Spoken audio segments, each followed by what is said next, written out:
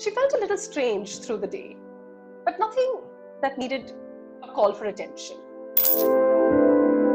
Maybe this is something that just happens to the cool and popular girls.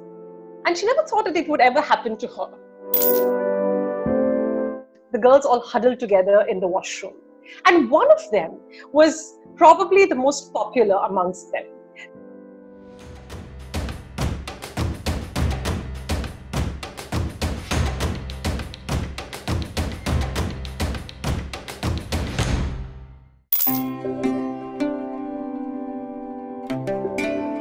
The story is called, I decided to give it a name after a lot of thinking.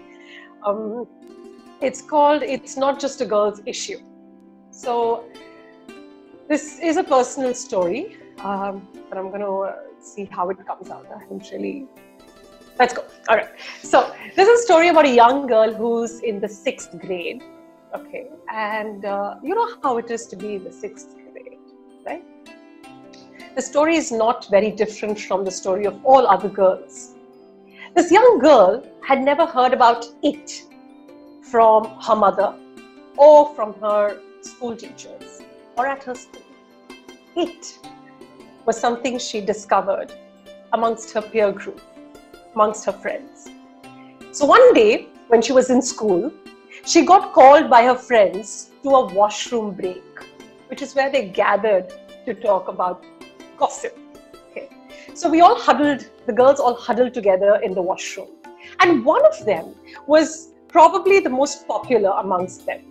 The girls wanted to be like this one, and the boys wanted to be with this one. For a 6th grader, she was beautiful. She had a very well-developed body. She strutted her breasts out very proudly, and she came to the washroom and she sat us down and she said, "I have got my period." Young girl had no idea what a period was, for she had never heard this word before. But her friend explained it, you know, the popular girl. She explained it. She said, "Oh, you know, my mother said it's just the dirty blood that comes out of my body.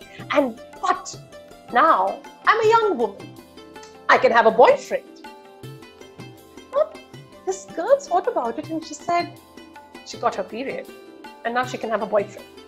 Well, maybe this is something that just happens to the cool and popular girls. And she never thought that it would ever happen to her. She just left it at that. Let's go ahead a little in time. And then there came a point at home where, let's give you a little introduction about her home. So, there was a time when this girl went and she was watching her mother fold clothes, and she picked up her mother's bra and she said, "Amma, what is this?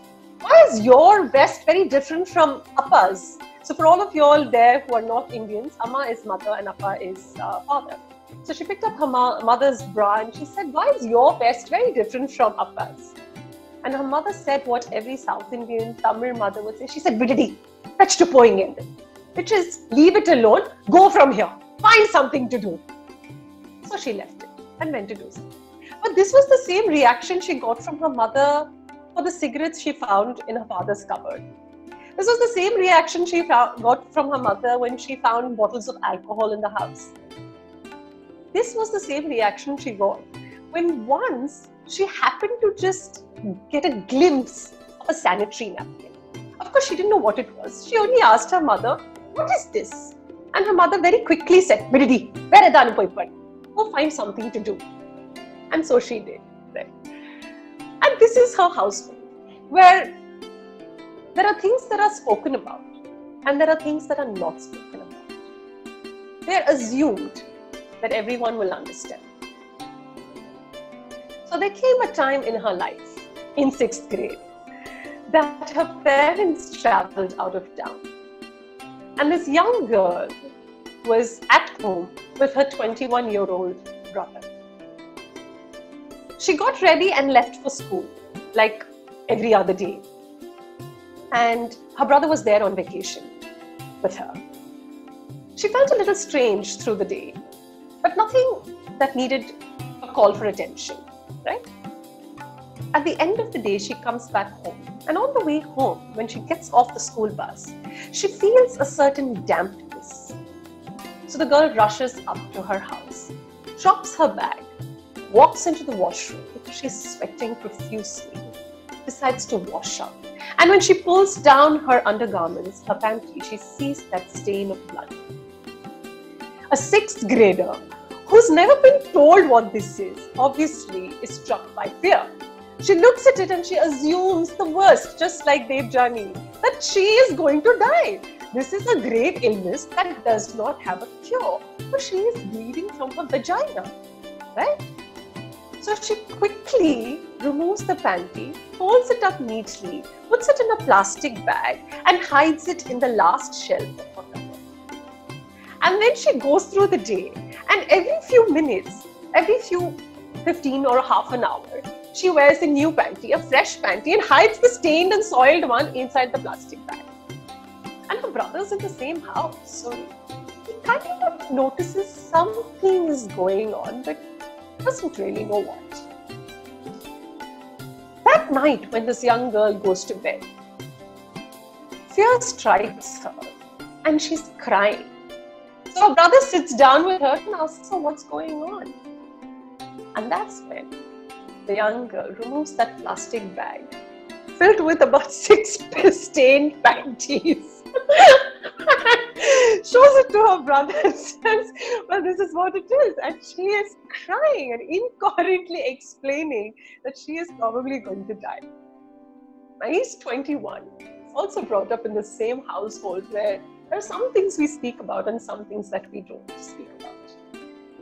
But he gently holds her, consoles her, explains things to her to the best of his knowledge, then takes her with him to the grocery store nearby, in the supermarket, buys her sanitary napkins, the very first, and then brings it back home, and he himself perhaps looked at the instructions and then explained it to her how to use these sanitary napkins, and so she did. And in the hope that at some point, Amma will come back from her trip and explain everything to this young girl. And so it was. What if, I wonder, that brother did not know what to do, did not have the wisdom to take care of her at that point? What would that girl have gone through at that point in time? That is something that we need to think about. But much later, when the mother did come back, and the girl told her mother about this, her mother was happy. There was joy. She immediately called her sisters and told her, oh, my daughter, which is she has come of age. Of course, that sentence didn't make any sense to this young girl. And quickly, the aunts and the mothers decided a big celebration. And when this girl and her family came back during their summer vacation, it was a huge celebration. They made special sweets for her. They had gifts for her. Everybody from the family came. But the boys in the family had no idea what was going on. They sat there and they giggled and they made fun. Her cousins who were her age, nobody told them what was going on. Nobody explained to them what was going on. But as this girl grew up, she realized there are many stigmas attached to having your period. And somehow, without being told, the conditioning set in. And there was a sense of shame. There was a sense of secrecy related to her period. And that's how the story ends. And this is my story. Thank you very much.